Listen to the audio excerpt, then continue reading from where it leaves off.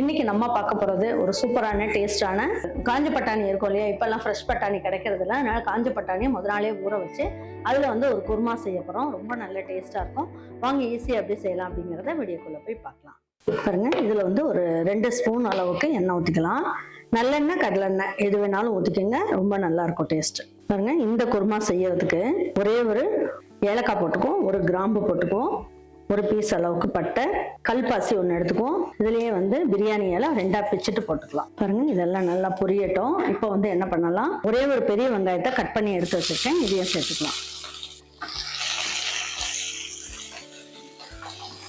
இதுலயே ஒரே ஒரு தக்காளி இதையும் சேர்த்துக்கலாம். சேர்த்து எல்லாமே நல்லா வதங்கட்டும். கொஞ்சம் ஸ்லோ ஃப்ளேம்லேயே வச்சு வதக்கிக்கலாம். அதுக்குள்ள இதுக்கு ஒரு மசாலா ரெடி பண்ணணும். அதுக்கு என்னென்னலாம் போடலாங்கிறத பார்த்துக்கலாம். பாருங்க, 1 இன்ச் அளவுக்கு இஞ்சி எடுத்துக்குவோம், ஒரு 4 பல்லு பூண்டு எடுத்துக்குவோம், ஒரே ஒரு பச்சை மிளகாய் சேர்த்துக்கலாம்.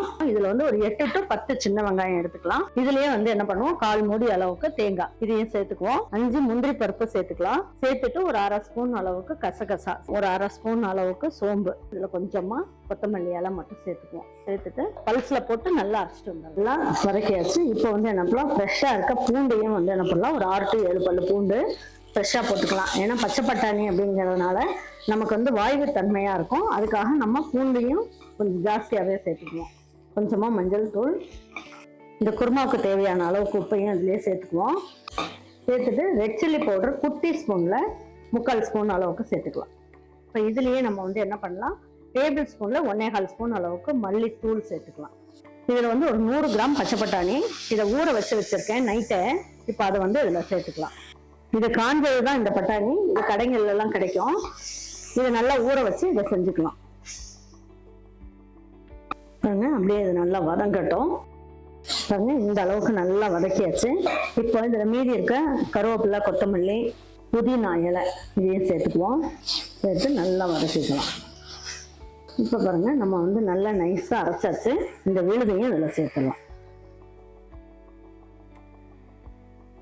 பாருங்க, இதெல்லாம் நல்லா ஒரு வாட்டி வதக்கி விட்டுட்டு இந்த பச்சை வாசம் போக நல்லா வதக்கிடலாம். வதக்கிட்டு இதில் தேவையான அளவுக்கு தண்ணியும் ஊற்றிடலாம். மிக்சிலையும் கொஞ்சம் மசாலா ஊட்டி இருக்கிறதுனால மிக்சி ஜார்லையும் ஊற்றிடலாம். பாருங்க, இந்த அளவுக்கு சேர்த்துக்கலாம். இப்போ குக்கர் மூடி வச்சிடலாம். வெயிட் போட்டுட்டு நல்லா ஹை ஃப்ளேமில் ஒரு 6 விசில் வைங்க. வச்சுட்டு ஒரு 3 நிமிஷம் ஸ்லோ ஃப்ளேமில் வச்சுட்டு எப்படி இருக்குன்னு பார்க்கலாம். பாருங்க, பட்டாணி கிரேவி வந்து இன்னைக்கு வந்து கொஞ்சமாக கெட்டியாக தான் வச்சுருக்கோம். இது எப்படி இருக்குன்னு பார்க்கலாம். இது நிறைய மசாலாலாம் சேர்க்காம நம்ம செஞ்சுருக்கிறதுனால ரொம்ப நல்லா இருக்கும்.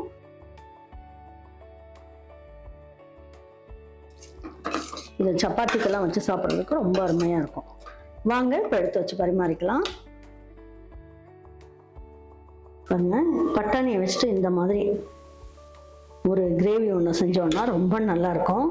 சப்பாத்திக்கு வச்சு சாப்பிட்றதுக்காக இருந்தாலும், புலாவுக்கு வச்சு சாப்பிட்றதுக்காக இருந்தாலும் நல்லா இருக்கும். நான் இன்னைக்கு வெறும் பட்டாணி மட்டும் போட்டு செஞ்சுருக்கேன்.